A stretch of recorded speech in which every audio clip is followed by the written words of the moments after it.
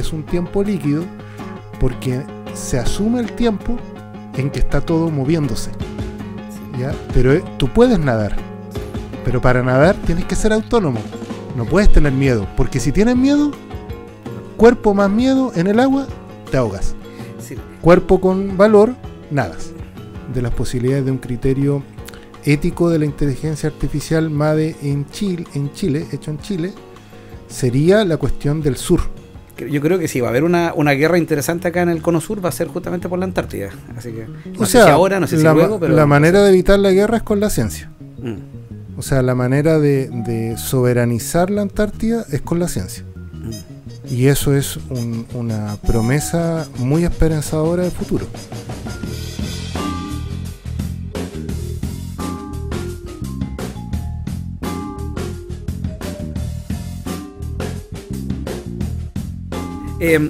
Algo que ya está completamente demostrado es que los algoritmos de Facebook, por lo menos también hace ya 10, 15 años, los ingenieros que estaban ahí metidos en sus casitas allá en California le dijeron, bueno, lo que nosotros queremos hacer es que más gente vea, más gente haga el engagement, que esté más rato pegado viendo estos reels, estas noticias, toda la cosa. Y la máquina, sin tener, se supone, sin tener ninguna noción del bien y el mal, pero se dio cuenta, o se da cuenta entre comillas, que todas aquellas cosas que daban miedo, que daban rabia, que daban esa cosa, hacía que la gente mantuviera mucho más tiempo pegada. Y por eso se dieron cuenta que todos los discursos de odio, que finalmente terminaron con un genocidio de los Rohingya en Asia, de la cual nunca se hizo cargo Facebook, no era finalmente porque la máquina fuera mala, sino que simplemente encontró que ese era lo que movía al humano. Y yo entiendo perfectamente por qué hoy en día un político, sobre todo un político que está más desconocido, bueno, o conocido, en un acto completamente populista, pueda usar el miedo y siempre como su única arma. Está bien, no lo desconozcamos, pero también hablemos de lo positivo, porque es verdad que uno ya... yo creo que gran parte de los insomnios y toda la cosa es toda esta cosa que nos está pasando. Así que, ¿qué hacemos? Mira, yo voy a contar una anécdota. En el primer nivel de importancia política de reuniones en la región, a mí se me ocurrió decir que la política que no se basa en el amor fracasa, frustra y es impotente. Me quedaron mirando, más ingenuo que la cresta. Me puedo imaginar la escena, ¿sí? No, me imagino. O sea, sí. No me dieron ganas ni siquiera de decirle que el fin justifica los medios. No es una frase de Maquiavelo, pues es una frase de Napoleón, que el tipo cuando arranca en la batalla de Waterloo se le queda el diario el príncipe Maquiavelo con sus notas y ha sido publicado, se ha hecho muy famoso, pero una frase de Napoleón. O sea, ni siquiera se le leído a Maquiavelo. Ni se me ocurrió decirle eso, sí. Porque dije... Nunca han leído Maturana y Varela, ¿no? O sea, Maturana y Varela es conocido como la teoría de Santiago. En todo el mundo, menos en Santiago. ¿Ya? Conocen a la hija de Varela porque es una muy buena actriz y es muy simpática, pero al papá no lo conocen, no lo leen. En Maturana no lo leen. ¿Ya? Y si lo leyeran, se darían cuenta que armaron 5, que Stafford Beer aprendió de 5, y que por eso existe Silicon Valley. Sí. Y por eso existe inteligencia artificial. ¿Ya? Entonces, cuando hablamos de amor, hablamos de simbiosis, hablamos de micorriza, hablamos de micelio, ¿no es cierto? Hablamos de ese todo determinante que nos hace uno con la naturaleza y que nos hace comprendernos como individuos unidos a la sociedad. Eso es asumir el factor tiempo. Por eso es tan importante trabajar en lo que nos haga felices. Y asumir el concepto de libertad. Entonces, en esa triada, ¿dónde está la solución? Dedicarle tiempo a la política. ¿Ya? La política tiene que ser conversada. ¿Ya? Entonces, si tenía un papagayo cual Milei, violento, ni siquiera sarcástico, porque no se demora mucho, o sea, son insultos. Claro, vas a tener un fomento de la ignorancia permanente. Aristóteles decía, la ignorancia no es no saber, la ignorancia es querer no saber. ¿Ya? Y claro, te vas a acostumbrar al serial de estímulos, etcétera, pero eso solo se combate en la épica de la historia de la humanidad, metiendo la luz en las sombras, y eso es conversando. Bueno, entonces, ¿en qué momento esa frase ya media cliché de que cuando dicen no, en esta mesa no se habla de política, religión y deporte? ¿En qué momento aparece eso? Porque yo a veces digo, bueno, ¿qué otro mejor lugar que hablarlo que en la mesa? Es como que invitemos a estos tres temas que hoy día son medios tabú. Uno no quiere romper huevos, uno no quiere molestar al otro. Se hará por eso, pero ya se habla poco. Y sobre todo si uno tiene una voz disonante, peor aún, uno queda paria. Entonces, finalmente, yo creo que por ahí también va un poco este miedo quizás a quedar solo y que está todo el mundo, por eso empieza a repetir la misma historia para sentirse parte de esta especie de club social, pero que finalmente tampoco lo es. Claro, yo me quedé pensando en no se habla de religión, política, ¿qué otra más es? Fútbol. Claro, me quedé pensando en no se habla y en las comas, ¿no es cierto?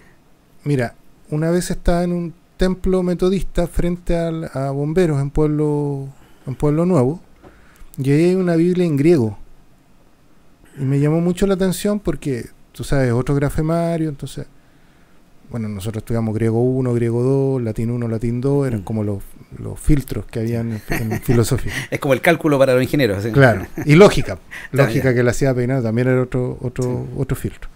Entonces decía, primero fue el logos. Eso me llamó mucho la atención porque en castellano la Biblia parte diciendo primero fue el verbo. Sí. ¿Ya? Entonces, claro, si entendemos en unidad logos con acción, Gramsci le dijo praxis, unidad de pensamiento de acción, o Aristóteles dijo el primer trabajo del hombre es el pensamiento, entendemos que la respuesta es un problema de acción. ¿Ya? O sea, acá hay que hacer una acción de educación política o de formación ciudadana o de educación cívica, pero eso es accional e interaccional. ¿Ya? No nos podemos quedar quietos. O sea, si nosotros vemos a la bestia que está espetando insultos, tenemos que hacer más programas como el tuyo. ¿Te fijas?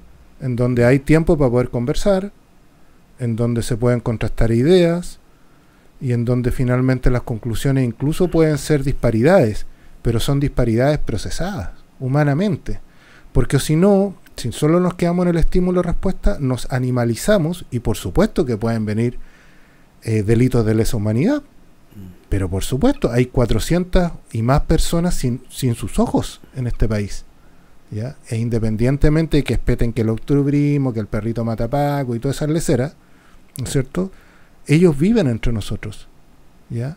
Y sus hijos les preguntan, papá, mamá, ¿qué pasó con tu ojo? ¿Te fijas? Y eso va generando una hebra, una efervescencia, va generando un légamo histórico que en determinadas circunstancias se puede expresar. Esa expresión puede ser virtuosa, puede ser sofisticada, puede ser sublime, o puede ser vendetta desatada. ¿Cómo en definitiva el humano se hace más humano? Con la educación, con la ética. La ética debiese estar presente en los colegios, debiese estar presente obligatoriamente en todas las carreras profesionales. Estoy completamente de acuerdo. Pero en Chile se le pone como condena, ¿te fijas? Sí. Bueno, tenemos que subvertir eso. La historia de la humanidad no es una escalera al cielo. La humanidad tiene a veces retrocesos que son extraordinariamente grotescos contra su propio ser.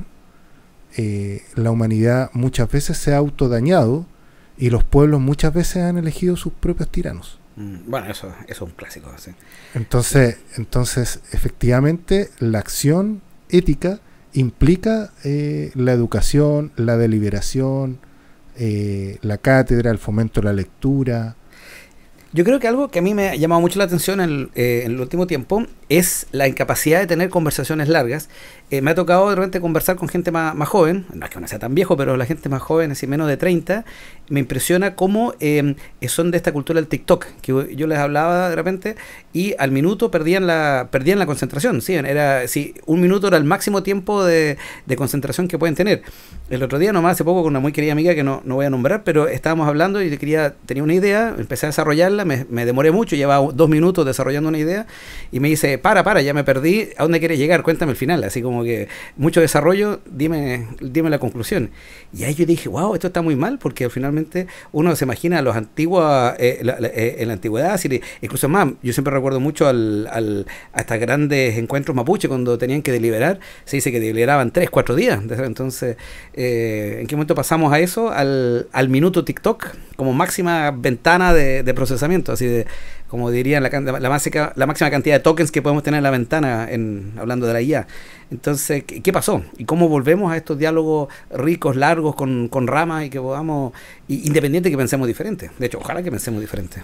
Bueno, hay un fenómeno ligado a lo que Agamben, entre otros, manifiesta que hay una modificación antropológica del ser humano por la cuarta revolución industrial. Yo creo que ese aspecto está presente. Pero en el caso chileno hay un asentamiento muy serio en el patrón de desarrollo económico, ¿ya?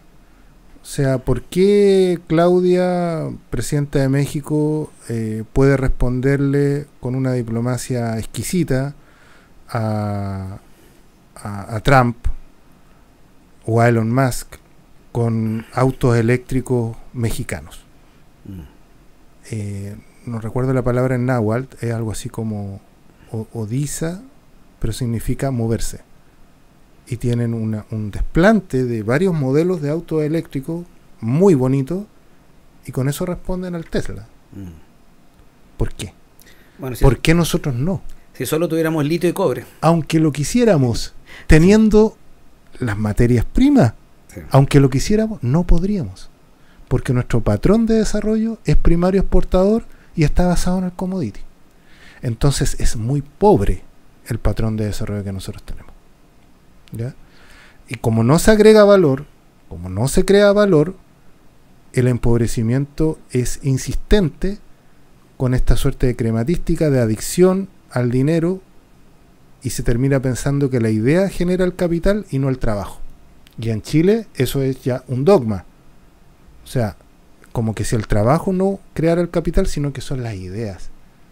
Entonces, el emprendedurismo güero, que te hace pensar que tu idea puede generar capital, va generando una alienación en las cadenas de producción, ¿ya? Ahora, esta visión muy estructuralista que estoy señalando puede ser muy debatida, pero lo cierto es que claro que está en cuestionamiento la élite, ¿ya? Hay un escrito de José Carlos Mariátegui que se pregunta a él muy seriamente si en el Perú existe élite, porque un componente elemental de una élite es su creatividad, ora su estética, ¿ya? O sea, si algo te da cuenta esta oligarquía, es la falta de amor por esta tierra. Hay muy poco amor propio, y eso se reproduce para abajo como chorreo, como la teoría del chorreo. Acá no nos queremos. Es muy, muy claro. Delante mencioné lo de la teoría de Santiago. Oye, a Chile, además de Pinochet y Allende, lo conocen en el mundo por sus poetas, por Gabriela Mistral, por Pablo Neruda.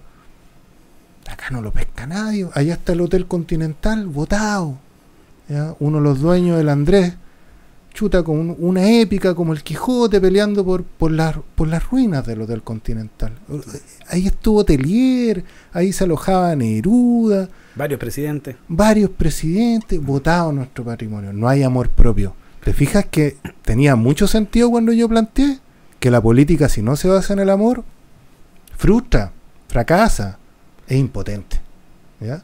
Entonces, podrá ser en una contingencia electoral que gane, digamos, andar espetando brutalidad y metiendo miedo, harto miedo. Puede que en alguna coyuntura electoral resulte. Yo tengo la sensación de que es más el escepticismo. Se incorporaron más de 1 millón de personas, no, casi 3 millones de personas en el padrón electoral.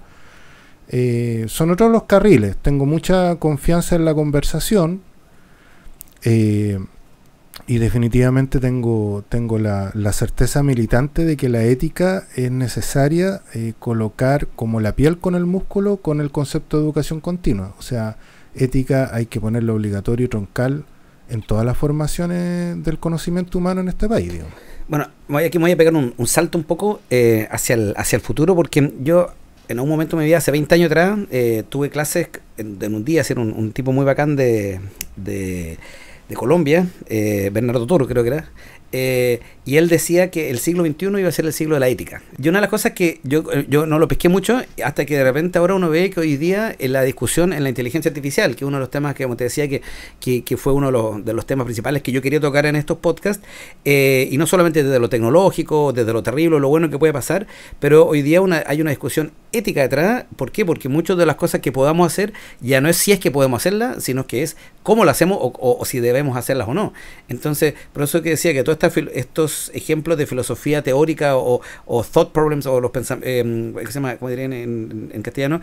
Esto como ejercicio de pensamiento hoy en día se hace necesario al momento de qué le ponemos o no a la IA. Y si es que hoy día el gobierno está pensando en hacer una inteligencia artificial nacional, chilena, bueno, ¿quién va a estar en la discusión ética detrás de eso? Y cuando me refiero a la ética, no la ética de sino que qué ética va a tener ese programa. ¿Con qué ética va a trabajar? Porque eso se programa. No es algo que de la nada vaya a sacar. Entonces, yo siempre he pensado que esto en un momento se volvió algo bien, bien tangible. Y si siquiera lo conversamos desde la enseñanza básica, ni media, y muy poco en la universitaria, ¿quién va a estar a cargo de eso? Ahora, hay que relevar mucho lo bueno. Acá en nuestra región hubo un congreso de la Antártida, ¿no es cierto? Que hacían en Pucón, uno pensaría. Lo que pasa es que Antártida continente, en épocas jurásicas probablemente, no estaba con hielo. Y la vegetación de allá es la misma del Biobío al sur. Todo esto es la Antártida, ¿ya? Y los científicos, no solamente por la capacidad hotelera de la zona lacustre, sino se juntaron también para conocer la vegetación de esa antigua Antártida. Ese es el futuro. Nuestro norte es el sur. Tenemos que mirar a la Antártida. Por lo tanto, un componente que me parece esencial de la reflexión curricular y por lo tanto de las posibilidades de un criterio ético de la inteligencia artificial MADE en Chile, hecho en Chile, sería la cuestión del sur, ¿ya? Y además es futuro porque acá está el agua. Y el agua, un litro de agua ya tiene mejor precio que un litro de petróleo, inclusive. Eso va a optimizarse aún más. Porque el valor es inmodificable. Valor y precio son cosas distintas. Valor es inmodificable. El agua siempre ha tenido un alto valor. Lo que pasa es que ahora, para más remate, está teniendo un muy buen precio, ¿ya?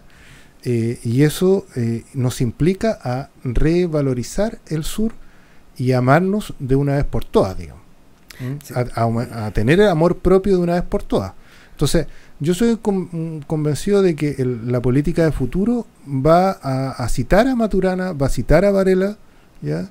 No va a andar planteando de que traigamos profes de afuera, no, va a confiar en sus profes de aula, los va a juntar, va a hacer un congreso. La política del futuro se basa en el amor y tiene el sur como norte. Sí, bueno, yo creo que Maturana es esa persona que va a dar también mucho color cuando empecemos a indagar cada vez más en la biología, en la ética, cuando empecemos a buscar también vida fuera de este planeta y cuando tengamos una definición de lo que es vida. Por ejemplo, sin ir más lejos, cuando la inteligencia artificial cobre vida, las definiciones de Maturana con la autopoiesis y todo eso van a ser muy interesantes porque él de una u otra forma se adelanta a que la vida no solamente se define como algo orgánico o algo que se multiplica. Sí, es un tema que no lo había pensado y que lo podríamos tocar en un capítulo especializado. Yo creo que Maturana y Varela completan a Vygotsky. Ya. Porque mira, tú tienes Lev Pavlov, que explica la conducta del comportamiento humano a partir del estímulo-respuesta, los reflejos condicionados. Ya. Individuo, operaciones básicas elementales del individuo.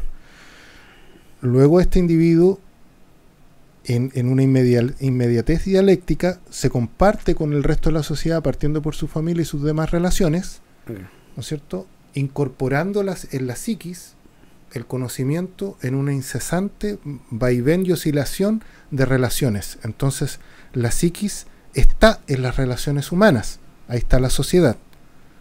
Pero Maturana y Varela te devuelve todo eso a la matriz biológica que funciona en simbiosis ecosistémica e interrelacional. O sea, Maturana y Varela son probablemente teóricos magnos para la humanidad, po. Sí. Pero uno no los lee porque nos queremos muy poco, ¿ya? Sí. Los Panteras Negras decían Black is beautiful, ¿no es cierto? Bueno, lo nuestro es hermoso.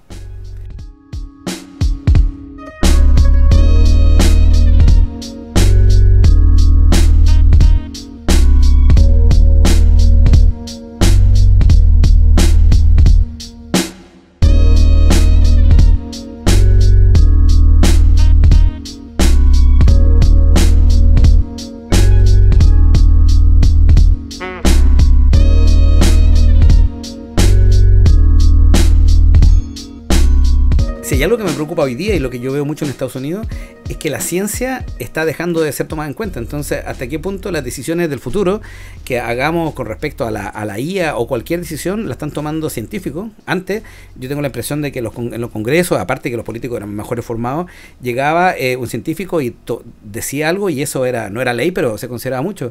Hoy en día pesa poco. Hoy día son las decisiones más viscerales o de la capacidad de muñequeo las que importan. Entonces, no sé si tú tienes esa sensación de que la ciencia hoy día está perdiendo terreno en nuestra sociedad. O sea, yo insisto, estamos en un conato, esa categoría es de Baruch Spinoza. ¿Qué es lo que es un conato? No te había es un conflicto radical en la interna de una sociedad o grupo humano. Y en la historia de Chile los conatos han durado por lo menos unos 12 años. ¿Ya? Yo creo que en esta vez la vértebra es asociable al proceso inflacionario y probablemente se catalizó con la cuestión de las pensiones, ¿ya? Pero mientras exista este fenómeno inflacionario fuerte en Chile, va a seguir alimentándose el conato, ¿ya? Antes lo fueron la centralización versus la federación de regiones, después la cuestión de los territorios anexados, Gualmapu en el sur, las regiones del norte, ¿no es cierto? En la dictadura fue el agotamiento del desarrollo hacia adentro, ¿no es cierto? Perfecto. El modelo de sustitución de importaciones. Entonces han tenido distintas vértebras, pero estamos en un conato, ¿ya? Ahora, la comedia es una inversión de la tragedia, ¿ya? Nosotros en esta región estamos produciendo tremendos comediantes, ¿ya? Acá mismo estuvo la Bernardita Ruffinelli, que tiene un rollo espectacular. El Mauricio, el Violento Parra, sí, vive ahí en Padre Las Casas. Gran personaje. Bueno, la Naya no es una comediante, pero es una influencer cómica. Y así, el Bombofica, clásico de Purén, ¿no es cierto? Hay varios. Entonces, la comedia es una subversión de la tragedia. El primer comediante es Aristófanes, que es el último trágico, ¿ya? Hay una comedia fantástica de Aristófanes que es para matarse la risa, Las ranas, en donde va mostrando que Dionisio está súper aburrido, pero las tragedias se pueden entender. O sea, tú puedes... Que penca que no te sorprendan, ¿no? Yeah. Entonces Dionisio decide viajar al inframundo a buscar a Eurípides. Yeah. Y se va con su esclavo. Tiene que pasar por las pruebas de Hércules. Entonces, mucho sufrimiento. Viste al esclavo de Dios para no pasar ese sufrimiento. Y al esclavo, como lo ven disfrazado de Dios, lo agasajan. Entonces Dionisio dice, no, pues si yo soy el esclavo, yo soy Dios, no soy el esclavo, pero estás vestido en harapos, ¿cómo va a ser Dios? Y así se va desarrollando toda la comedia. Y al final se queda con Sófocles. Perdón, con Esquilo, disculpa. ¿Por qué? Porque las tragedias de Eurípides hablan de la vanidad, de los celos, cuestiones como mundanas, ¿me entendés? Como que los dioses son mundanos. En cambio, Esquilo habla del destino, del heroísmo, del sacrificio, ¿ya? Como la oligarquía del siglo XIX, ¿cachai? Perfecto. Sobre el caballo, con una espada y bulne, avanzando. Asesinos en series, po. Pero héroes, ¿me entiendes? En cambio, Eurípides te habla de que los dioses son súper banales, po. Nuestra élite. o nuestra oligarquía. Sí. ¿Entiendes? El boom de la comedia, en términos estéticos, está mostrando de que estamos al borde del conato. Y no se ve una salida al conato, ¿ya? Aunque la esperanza probablemente está precisamente en la coordinación de los esfuerzos de autogestión. ¿Mm? Porque eso sí que se ve harto, ¿ya? Sobre todo con el retiro del 10%, la cantidad de empeños autogestivos en Chile y en el sur es extraordinaria, po. Hasta aumentó la población en la región. Entonces hay un movimiento cultural de autogestión que probablemente en la medida en que se coordine va a trasuntar en lo social y lo político, ¿ya? Ahora me atrevo a denominarlo bajo el concepto de esperanza, Peumayén podríamos decir en Mapuzungún, pero ahí voy también con la acción e interacción ética a desplegar. Yo insisto mucho en eso. O sea, si uno ve la bestia que viene, oye, no nos quedemos quietos, viejo. Si la historia retrocede, y a veces retrocede mucho, y si más encima estamos en el borde del conato, estamos en momentos decisivos y capaz que es tan latente que no nos hemos dado cuenta. Y no es gracia después contar el lagar por donde pasó la lava, ¿ya? Bueno, saliéndonos un poco del mundo occidental o de la filosofía política occidental, también tú eres parte de otro mundo, también eres parte del mundo mapuche, que también finalmente hoy día vemos que tiene una cosmovisión y una forma de ver la vida que creo que se ha ido complementando muy bien con esta otra filosofía que a veces uno siente que hace un poco agua también en algunas cosas. Entonces, tú hoy día trajiste, entre otras cosas, trajiste unos libros que me gustaría que nos presentara y nos contara un poco cómo tú has sopesado estas dos filosofías en tu vida y cómo ves tú el mundo filosófico mapuche y cómo hoy día se complementa o aporta o incluso difiere de todo esto que hemos estado viviendo. Sí, bueno, yo los libros que traje son como del Hueul Cantún, o sea, poética mapuche, poesía mapuche. Este es el de Rayén Quillén, La luna de los primeros brotes. ¿Se puede mostrar para allá? Rayén Quillén. Y este es Cura Nehuen de Claura Anchío. Perfecto. Completamente recomendados. ¿Por qué? Porque en un guiño heideggeriano,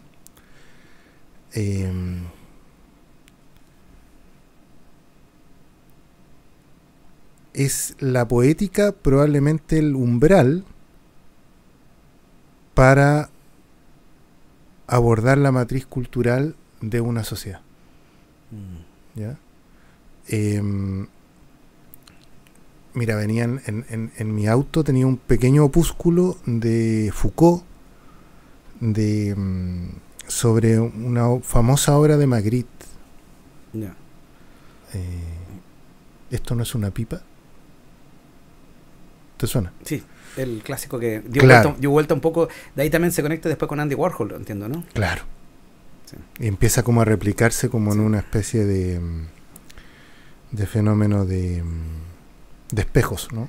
Claro, y además que ahí es donde como que el arte rompe un poco se convierte un poco en industria también. Es decir, que yo creo que es un momento súper interesante. A mí que me gusta ver las cosas también, no solamente lo que hablamos antes del arte como una pieza individual, sino que bueno, cómo convertimos esto en algo en serio finalmente. Claro. Y romper un poco particularmente el que dices tú, a mí me encanta cómo rompe esta lógica un poco más así como que el arte tenía su propia lógica y empieza a romper eso. ¿Sí? Claro, a partir de que esto no es una pipa, se da una reverberación como de espejos de obras sobre obras, ¿no? Sí. Y toda una metaobra que está en sí en esto no es una pipa. Entonces, mi hija me dijo, ella siempre quería saber qué es filosofía. Entonces me dijo, ¿de qué se trataba el libro? Entonces yo le dije, bueno, ¿qué ves en la portada? Me dijo, una pipa. ¿Y qué dice abajo? Esto no es una pipa. Pero sí es una pipa, papá, me decía. ¿Es una pipa? ¿Estás segura? Y ahí ella entendió, es un dibujo de una pipa, pero no es una pipa. ¿Ya?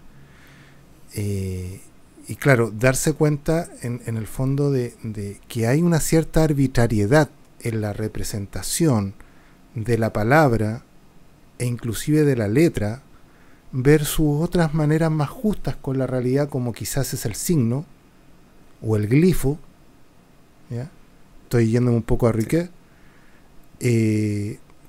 Te asienta a una manera más próxima a esto de asumir el tiempo y de entender que filosofar o ganar la condición ética es lo que te vuelve humano, y no filosofar y no estar con ocupación de la ética te animaliza, sí, o te bestializa.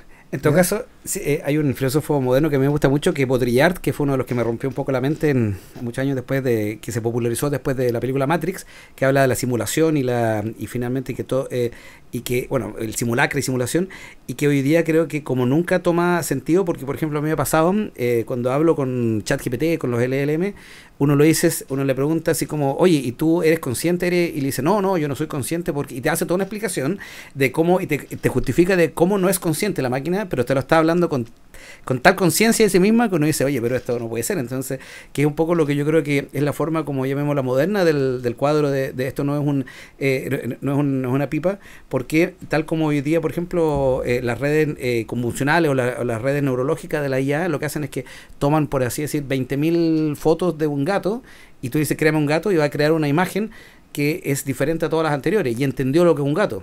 Sigue sin serlo, en cierta forma, pero lo entendió. Entonces entramos también en esta idea media platónica de que entendió platónicamente lo que es un gato. Ahora, ¿cómo? Nadie entiende, porque lo que pasa en esas redes neuronales ni los propios creadores lo saben. Hay como que hemos generado una especie de golem que funciona, le metimos cositas y funciona por sí solo. Y eso es una de las grandes cosas que la gente le sorprende. No sabemos qué está pasando dentro de esa máquina, pero sabe lo que es un gato. Igual sí. Está la paradoja, o sea, la conciencia es protagonista igual, o sea... Sí. Vuelvo a mi maestra, digamos, a mi hija. Ella cuando guagua me dijo, papá, antes de los chilenos estuvieron los mapuches, y antes de los mapuches estuvo Dios, y antes de Dios estuvo los dinosaurios. ¿Ya?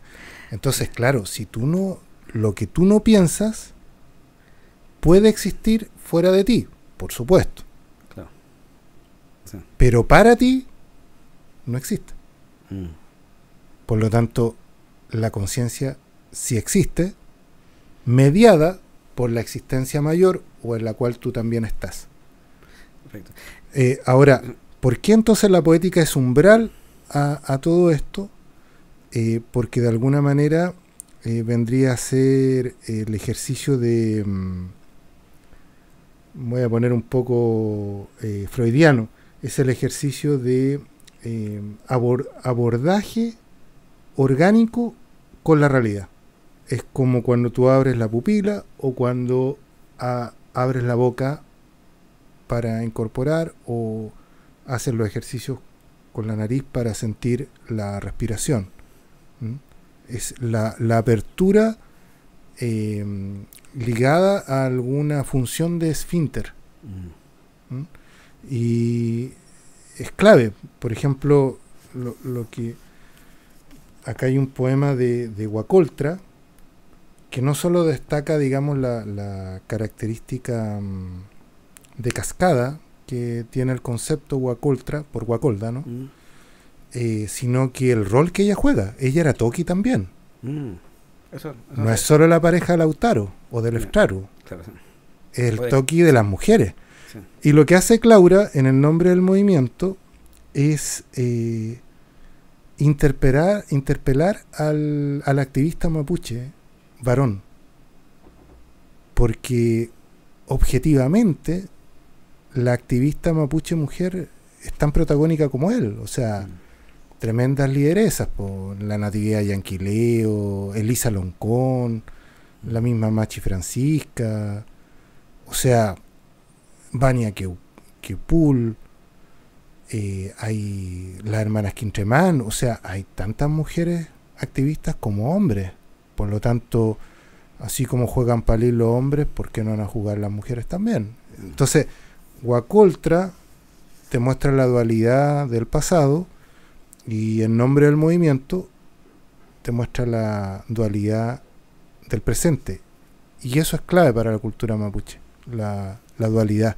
A tal punto que en Mapudungún está yo, tú, él, nosotros, vosotros, ellos, y también está nosotros dos, ellos dos, vosotros dos. También está el dual, ¿ya?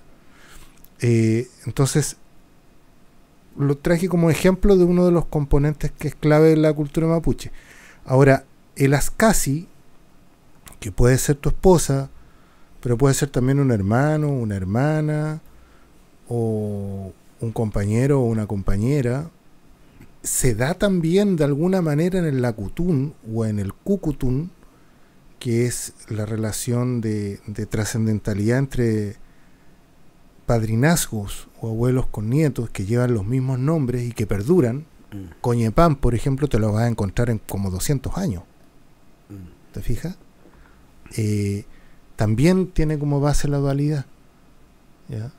As es como esencial, está en tu mirada, en la mirada, en tus ojos. K, otro. Entonces está diciendo como que es tu aparejo, ¿ya? Psíquico. Bueno. Entonces ahí hay una ventana hacia la cuestión mapuche, pero bueno, es una constelación, no es solamente eso. Y las nociones del tiempo que manejan los Genpín, que manejan las Machi, es a la más actualidad de la física. O sea, no es solo el Huiñoy Tripantu, también el Trecananantú, o sea, está claro el solsticio de invierno y el solsticio de verano, está muy delimitados los ciclos lunares, los 9 tiempos del día. Es un conocimiento formidable en ese sentido. A mí algo que siempre me ha llamado la atención es que al final gran parte de la ciencia europea fue deductiva a través de forma un poco más abstracta, también mucho a través de la escritura, mientras que el mapuche logró prácticamente todo su conocimiento, hasta donde nosotros entendemos, a través de la observación, cosa que a uno siempre le explica en el colegio que es una forma limitada de entender el universo que nos rodea, pero sin embargo llegan a las mismas conclusiones, o incluso en algunos casos hoy en día se demuestra que estaban un paso más allá todavía. Entonces he encontrado súper interesante cómo ahí se cae un poco esta idea del eurocentrismo respecto a la adquisición del conocimiento. O sea, en línea Rumen, que es la observación rigurosa, no dista del método científico. El método científico que sistematiza Francis Bacon, pero ya te lo encontré en el Organón de Aristóteles, es básicamente observación, hipótesis, investigación, experimentación, conclusión. Y en línea Rumen es como lo mismo. Cuando tú haces Pentucún, estás llevando una dialéctica, o sea, es un diálogo en el sentido conceptual y correcto de la palabra. Están los mismos conceptos presentes. Lo que pasa es que la historia de los mapuche está muy subdesarrollada, ¿ya? O sea, el Estado de Chile se constituyó de manera racista en la negación del otro, cuando la base de la cultura mapuche es el yamegún, el respeto. Por ejemplo, Caupolicán, Milan Stutzlik dice esto, ¿no? Claro, que Caupolicán, que Lautaro son héroes como los héroes griegos, ¿no es cierto? Caupolicán es un Hércules, Lautaro es un Aquiles, digamos. Porque ahí tú tratas de justificar tu nobleza de origen del Estado chileno. ¿Ya? Pero cuando toca contar de que invadiste genocidamente con Argentina del Biobío al sur, que mataste niños, mujeres y ancianos, que incendiaste para fundar las ciudades, que tienen apenas 100 años, versus Santiago, Concepción, La Serena, que van por los 500. Entonces son ciudades nuevas. Cuando te toca hablar, son bandoleros. Bandoleros sangrientos, sanguinarios, bárbaros. ¿Ya? Y cuando te toca decir por qué no hay reforma agraria es porque son borrachos y flojos. Y cuando te toca decir por qué no hay un fondo de inversiones mapuche, porque son terroristas. ¿Te fijas? Eso se llama estereotipación ahistórica, lo señala Milan Stutzlik, y eso ha sido clásico en la historiografía chilena. Bueno, y en la historia de la humanidad, ahora lo que pasa en el Medio Oriente es básicamente los patanes, ¿qué es patán para uno? Un patán es un tipo flojo, digamos. Bueno, patán es la tribu afgana que logra vencer la invasión de los británicos. Ah, mira, no sabía eso. Impresionante, ¿no es cierto? Sí. Cómo se manejan las palabras y se les invierte en su significado por parte de los colonizadores, un acto de colonización. Bueno, una que me gusta mucho es, hablando del Mapudungún, el Cawin, que el Cawin que es una, el Mapudungún es una reunión de sabios, hoy día uno lo habla como esa gente que se junta a chemuchear, así, entonces... Claro, sí, también es como la deformación, ¿no es cierto? Claro, que uno dice como esa cosa tan importante, tan seria, dice, no, eso es una lecera. Claro. Y otra que me gusta mucho es cuando finalmente en las grandes ciudades empieza el catolicismo, el cristianismo. Para ellos los que profesaban el paganismo, que estaban en las villas, empezaron a ser los malos, empezaron a ser los villanos. Y los villanos finalmente vienen de los que estaban en las villas, que hasta el día de hoy todavía lo ocupamos como una palabra negativa, el malo, el villano. Claro. Entonces es heavy como esas palabras empiezan a... nosotros lo ocupamos en el día a día sin finalmente saber el origen real de esa. Claro, y Caupolicán en realidad es Calfulicán. O sea, Calfu, azul, licán es una piedra como un talismán, ¿no es cierto? Entonces tienen otros significados. Leftraru es como traru en movimiento, ¿no? Sí, pajarito, como el viento, sí, pajarito veloz, así. Sí. Entonces... Después le ponen Felipe, pero eso fue una historia rara de los españoles. Entonces sí. hay mucha estereotipación histórica. Entonces, claro, ¿qué se legitimó en ciencias sociales internacionalmente? Con Dilthey, ¿ya? Entonces ahí ya se empieza a entender que esto es una historia larga, de 18.000 años para atrás, ¿no es cierto? Que habían pirámides mapuche. Claro, los cuel. Sí. Los cuel, ¿ya? Que los rehues eran de piedra, cura rehue. Sí. Que las patitas de un cura rehue es bastante similar a un moai. Sí. ¿Te fijas? Y también hay algo que están sí. Los rascahues, que son estas verdaderas pistas de greda que encuentran. Entonces había una cultura monumentalista en la era precolombina.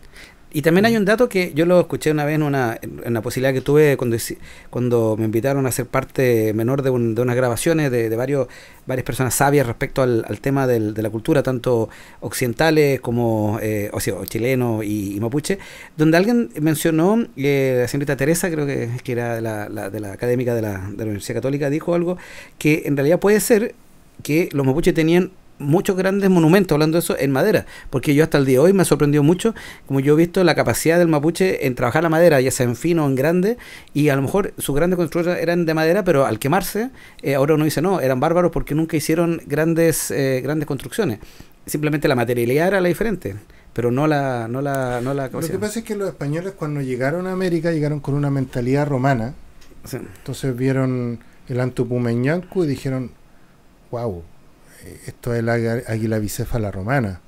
Estos tipos que nos ganan a nosotros deben ser como de origen romano, griego, ¿te fijas? Y le pusieron a la imperial. ¿Ya? Ahora, ¿cuál es la lógica romana? Todo lo que está dentro de Roma es ciudadanía, ¿ya? Civilización. Pero lo que se revela contra Roma, sacan hasta los cimientos de los monumentos. ¿Qué quedó del templo de Jerusalén? El muro de los lamentos nomás, pues, compadre. ¿Sí? Por los romanos castigaban de manera brutal. O sea, entre ciudadanos romanos, por el desarrollo máximo del Imperio Romano, había muchos romanos que nunca conocieron Roma, porque ya era una ciudadanía. Por eso estudia derecho romano, ¿no es cierto? Hasta las bases de la civilización, si quieres tú, en las bases del consciente colectivo, ¿no? De lo que consideramos como normal, moralmente aceptable. Pero el romano era un bárbaro contra quienes se rebelaban en contra de Roma. Entonces así también se comportaron los españoles.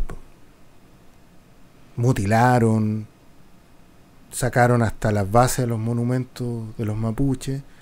Entonces la sociedad mapuche que logra vencer bélicamente y establecer el Tratado de Quilín, son como los sobrevivientes de los precolombinos. ¿Me entiendes?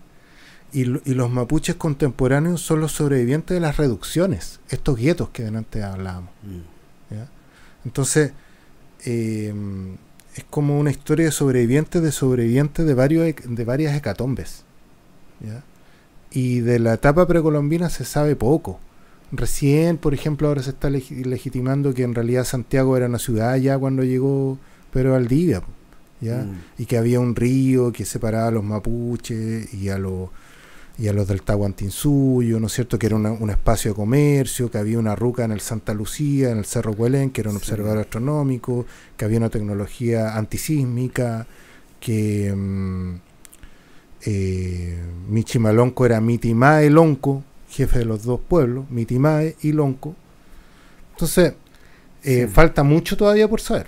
Sí, yo tengo un muy buen amigo, Hugo Romero, que lo vamos a invitar pronto acá a este programa, donde él está justamente viendo de cómo también en el sur, cuando llegaron los españoles, convivieron también mucho tiempo con los mapuches, y porque se vieron que ya estaban ellos asentados ahí, y finalmente toda esta historia nunca ha sido tampoco tan blanco y negro como hemos repetido varias veces en este programa. Entonces, donde habían asentamientos ya bastante grandes, pero bueno, como la historia la escribe el vencedor y la escribe el que tiene vergüenza, un poco, como tú decías también antes, se escribe...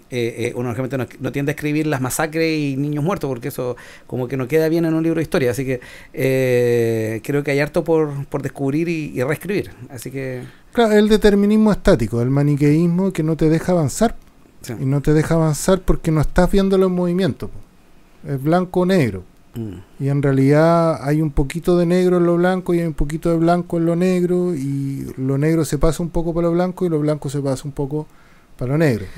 Por eso decía lo del yin y el yang. Ahora, acá se puede decir también de kai kai y tren tren. ¿Te fijas? Pero todo eso se va a descubrir en la medida en que nos queramos más como sociedad cósmica, digamos. Porque hay un Gualmapu del siglo XXI. ¿Ya? Eso es una oportunidad. O sea, no solo por los famosos maorí, que entre paréntesis se comieron al último inglés por ahí por 1938, o sea, cuando dicen que los peñis de allá son piola, oye, se mandaron un inglés entero en 1938, digamos, ¿ya? Entonces, respetaron los tratados, los blancos, digamos, respetaron los tratados que tenían, se acordaron, porque chucha, los otros se lo... Bueno, en todo caso, hay que pensar que lo más probable es que el inglés era gordito y tomaba harta cerveza, así que yo me lo... ¿Quién no se hubiese comido un inglés a la parrilla? Pero bueno, claro, bueno, acá... O una inglesa. Mira, pero, ahora estaba pensando en el crecimiento... eso, señor juez. Estaba pensando en el crecimiento demográfico. Capaz que acá, sofisticada y sublimadamente, pasa lo mismo, porque como el estancamiento demográfico de los chilenos es claro. Uy, sí, es un tema. Pero los mapuches siguen teniendo hijos. Entonces, efectivamente, como dice un buen amigo Hernán, en unos 20, 25 años ya no vamos a ser tan minoría étnica. Entonces también hay un fenómeno interesante en esa antropología que nos invita a pensar un Gualmapu del siglo XXI. ¿Ya? Y este político argentino que se espantó con la palabra una vez, sí, también allá. Si el capital no tiene frontera, ¿por qué vamos a tener frontera las personas? ¿Ya? Exacto. O sea, miremos la Unión Europea, por favor. ¿Ya? El propio Estados Unidos. Si Estados Unidos es eso, Estados Unidos. ¿Ya? ¿Por qué no podemos tener un Estados Unidos del Sur? ¿Ya? Inclusive, ¿no? Pero ya, cósmico. Seamos una cultura abierta. Estamos con migrantes. Tenemos una potencia de la identidad mapuche extraordinaria, valores que son supremos. Una vez un pastor pentecostal, que fue bacán eso, él dijo algo así como, él se refería a un párrafo de la Biblia que habla de esta tribu de Israel que se va al sur, ¿no? Okay, yeah, sí. Entonces lee, dice, un pueblo se va al sur y un pueblo del sur está destinado a liberar la humanidad. Puta, yo lo abracé al compadre. Y dijo, ese pueblo es el pueblo mapuche. Imagínate. Bueno, ya, bajémosle un poco las revoluciones. Pero es una oportunidad. Por la Antártida, pues, viejo. ¿Te acuerdas que antes dije, el sur es estratégico, el sur, nuestro norte es el sur? La Antártida. Claro. Ahí está el agua, ahí está la vegetación, ahí está la potencia de la semilla. A mí lo que me preocupa, si nos vamos a la geopolítica, lo que ve uno hoy día de lo que está haciendo Trump con Groenlandia, que está así como diciendo, nos vamos a anexar Canadá. A mí me preocupa hasta qué punto el gringo mire para acá y diga, oye, el Polo Sur también aprovechémoslo, o los europeos. Yo creo que si va a haber una guerra interesante acá en el Cono Sur, va a ser justamente por la Antártida. Así que no sé si ahora, no sé si luego, pero... La manera de evitar la guerra es con la ciencia. Mm. O sea, la manera de soberanizar la Antártida es con la ciencia. Mm.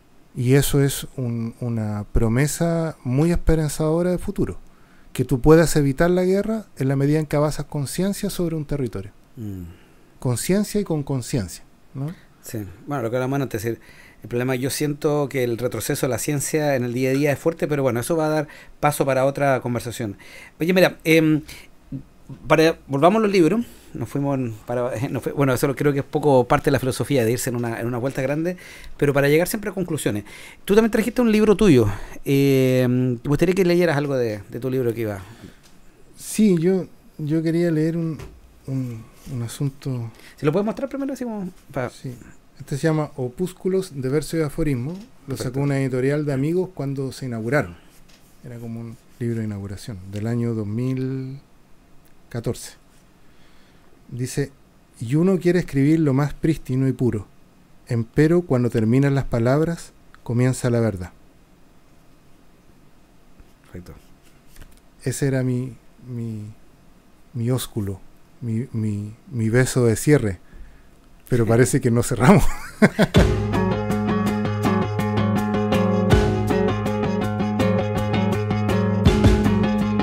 Le hemos pedido a nuestra IA que analice nuestra entrevista de hoy día, sabiendo también algunas cosas que le había pedido que investigara sobre ti. Si tuvieras que diseñar un sistema educativo ideal para Chile, inspirado en la cosmovisión mapuche y la filosofía occidental, ¿cómo lo estructurarías? ¿Qué materias deberían ser troncales?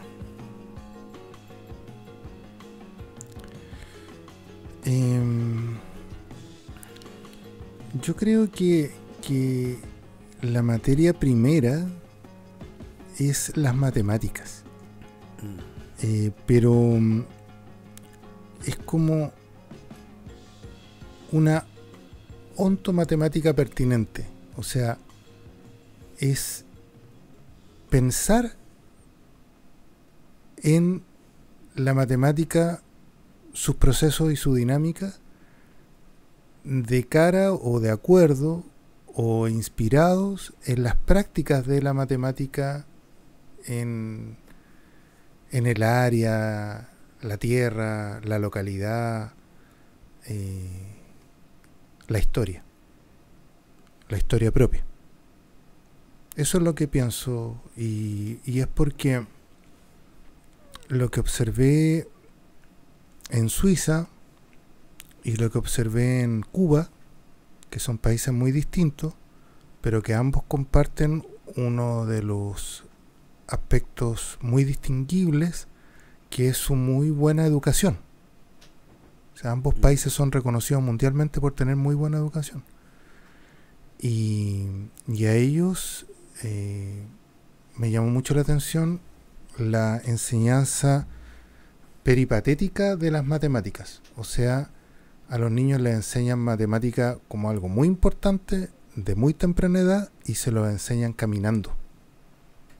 Uno ve a los niños en las ciudades paseando, en los parques, y los profesores les van mostrando, y en esa aplicación ellos van aprendiendo matemáticas y ciencia.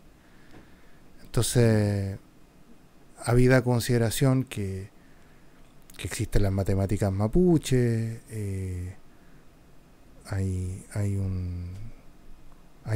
por lo menos un par de libros sobre matemáticas mapuche y astronomía mapuche. Javier Lefimán, por ejemplo, es un autor de uno de esos libros. Pero también de cara a esta coincidencia universal, yo plantearía que ese es el primer ramo troncal. Ontomatemática pertinente. Así sería buen título para... le pondría. Y sí, por supuesto la ética. ¿Ya? Sí. Hacerse cargo de la responsabilidad de la acción, en el fondo. Pero eso no es un taxativo, eso es un reflexivo. Perfecto. Mira, aquí hay una segunda pregunta, en realidad son tres, pero con bonus tracks. Mencionaste que el miedo es un factor que nos mantiene en estados de reacción constante. ¿Cómo podemos fomentar una cultura donde las personas aprendan a navegar la incertidumbre sin caer en la parálisis del miedo?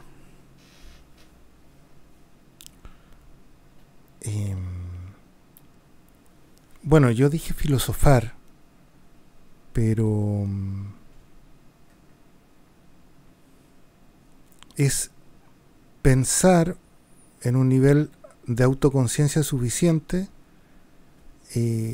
sin restar la conversación en esa posibilidad de pensar que también puede ser colectivo. ¿Mm? O sea, en el fondo siempre estás compartiendo, ya sea consigo mismo o con otro, que puede ser un amigo, una amiga o un familiar. Así se combate el miedo, porque en realidad lo que te paraliza no es el miedo, sino que es no pensar en la situación que estás absorbido. Entonces, cuando uno, porque el miedo es connatural al ser humano, es una manera de recepción biológica inclusive. Lo que pasa es que ¿dónde parte la humanidad? Cuando tú piensas en la situación que te está generando que te está provocando ese temor, ¿ya? El problema está en que si no piensas en la situación, te abrazas hasta con ¿no es cierto? Abrazar te corrosiona esa sensación. Y ahí te deshumaniza. Última pregunta, y con esto terminamos esta larga charla hoy día, esta larga conversación. Desde la perspectiva de la historia de la identidad, ¿cuál crees que... de nuevo. Desde la perspectiva de la historia de la identidad, ¿cuál crees que es el mayor mito o estereotipo sobre el pueblo mapuche que aún persiste y cómo podemos deconstruirlo?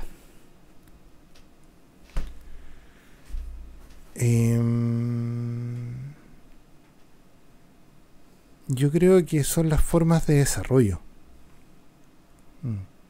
Se quedó muy incrustado, probablemente hasta capaz que fue sin querer, yo no endoso responsabilidad psicológica, pero la matriz de interpretación de la sociedad mapuche que tuvo Guevara y que tuvo Latcham quedó muy compenetrada en la sociedad chilena, ¿ya? Y claro, era la antropología de la época. O sea, por un lado no estaba Lévi-Strauss. Lévi-Strauss una revolución en la antropología. Pero además de eso, en la época efectivamente los mapuches prácticamente vivían en rucos y no en rucas. Porque estaban recién derrotados. O estábamos recién derrotados. Éramos una sociedad en guetos y evidente y manifiestamente despreciada. En la actualidad, eso es inicio del siglo XX, en la actualidad el racismo persiste. Es espantoso pensar que hay una anciana desaparecida y que al parecer las instituciones no se movilizan mayormente, o que hay otra anciana de 70 años presa sin juicio. Es espantoso. Pero está más sublimado, el tecnofeudalismo es bien sofisticado, ¿ya? Uno no se da cuenta cómo está encerrado. Pero a pesar de eso, el agua siempre encuentra su cauce. Y esta energía demográfica yo creo que va a terminar pariendo este Gualmapu del siglo XXI. Básicamente por el movimiento cultural que uno ha ido verificando, por ejemplo, en términos demográficos, vuelvo a insistir en el término de que aumentó la población en la región. Sí. Es un dato interesante que no sé, y ahí lo vamos a, o sea, lo vamos a estudiar. Al sur la libertad, más o menos en el clivaje de Ernesto Sábato, ¿no? O sea, sí. Sobre Héroe de Tumbas termina con el tipo buscando su libertad para el sur. Y claro, el oriente es siempre importante, de donde sale el sol y hacia donde se hace el Guillatu y a donde está la puerta de la Ruca. pero en términos geopolíticos, el sur es la esperanza de la humanidad. Y esa frase que comentaba un poco jocosamente este pastor pentecostal tiene mucho sentido. Al sur está la libertad de la humanidad, si acá está el agua prístina, acá están los bosques nativos, acá está el paraíso. Es cierto. Bueno, con eso damos fin a esta muy entretenida, muy interesante, a veces un poco dispersa conversación, así que quiero agradecer muchísimo. Ya me tomé creo que 2 cervezas y algo más, y queda una gotita. Así que, bueno, espero vernos en otro programa también acá, quizá más adelante hablar en algún debate o unos temas más específicos. Quizá cuando salga los resultados de la comisión sería súper entretenido analizarla una vez que el informe esté disponible. Así que, pero por ahora te agradezco y terminamos esta sesión. Ya vos, Camilo, gracias.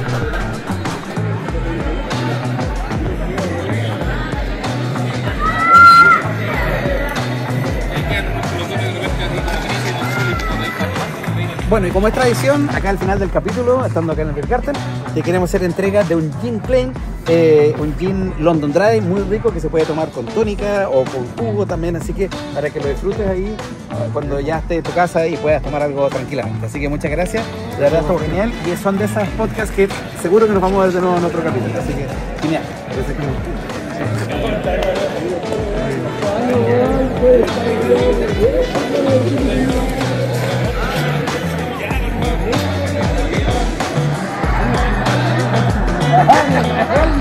Yo me pongo hace 14 para